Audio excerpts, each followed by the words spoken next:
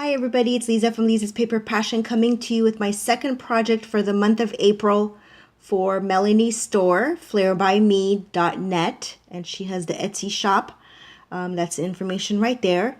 I was very inspired by this month's kit to create this project, my second project. So let me go ahead and move this to show you what I made. I picked up this burlap journal album from Michael's today. It was, I'm trying to figure out what brand it was. I think it's the Tim Holtz one because it was in that section. But anyway, I figured it would be a perfect journal to alter because the front of it was just basically burlap. But what was interesting is this little part right here, which is kind of like, it was a separate burlap piece, and it was like, it came this way and it was gathered in the middle right there. So it's kind of like a sideways bow. So I thought that would be perfect to work with. So I used everything that you see. Let me just make sure. Yes, everything that you see on this journal is from the store, from the kit for April. And it was just a beautiful kit to work with. Like I said, this trim came with it, but the only thing that I did to it besides glue it down is add the, oops, out of focus. She included a strand of pearls, if you remember from the video that I did of what was in it. So for each white or beige looking flower, actually for each white flower, I put 3 of the pearls. I took it off the strand because it was like a strung beads or pearls, whatever they are. And I used them as flower centers for each of the white, except that one actually. Yeah, just the white ones. So, so I did that. Let's see, what else did I do? Oh, there was a piece of, it wasn't fabric. Let me see if I can move real quick and get a piece of what was left. Sorry about that. I'm recording this on the floor. It was more like, I want to say like a curtain panel, or I'm not sure what it is. I think it's a curtain panel because it has the section at the end. But anyway, I took this piece that she gave me. It was quite a large piece, and I ran it through my Sizzix.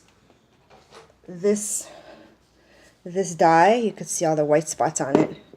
It's the Alterations Tattered Florals, actually, not Alterations, the Tim Holtz Tattered, and I did about that large flower size, maybe like 8 or 10 of them. It was a lot, and I just ran it through and made a flower out of it. It came out really cute. I've done that with fabric before, and that die is totally cool to do that because it cuts fabric, it cuts a lot of things, and actually I cut like 4 or 5 layers at a time.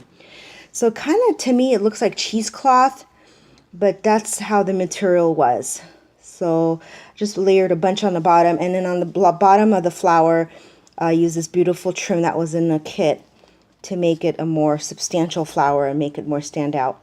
And this little shabby flower. And then this was like a pearl button she included. And this bling part was from a previous kit. I wanted to just make the middle more blingy. Sorry about that. More blingy. And then there's a foam roses. And actually this is the pearl trim I was talking about. They're on a string, and I wanted to accentuate the bow part of the journal. See, it's kind of like, to me it looks like a bow, and it's raised, which what I used is I tucked in the leftover part. So it kind of came in handy because I tucked in the edge of the trim that I didn't want to be seen. And then these were just from the little flower stem thing that she had included. I know that's not a technical term. Foam roses. What else? This also is from her previous kit.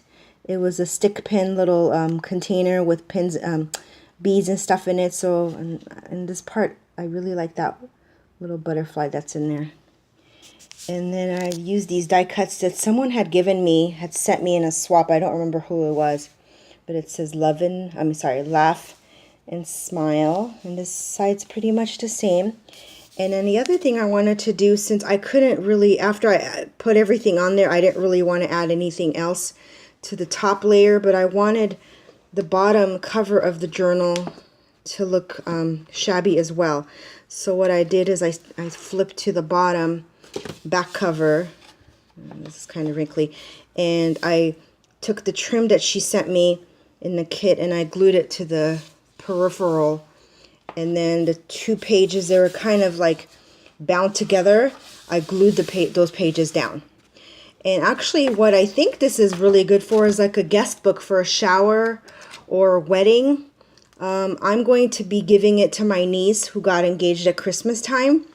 And I hope she likes it. And I want her to use it for the shower, for people to write recipes, thoughts, or anything in there for her. So I hope she likes it. And thank you very much for stopping by. Go and check out Melanie's store. She has beautiful, shabby stuff. All her kits are gorgeous, handpicked by her. Thank you so much for comments, suggestions, inspiration. I hope to inspire you as you all inspire me. God bless you. Thank you. Bye.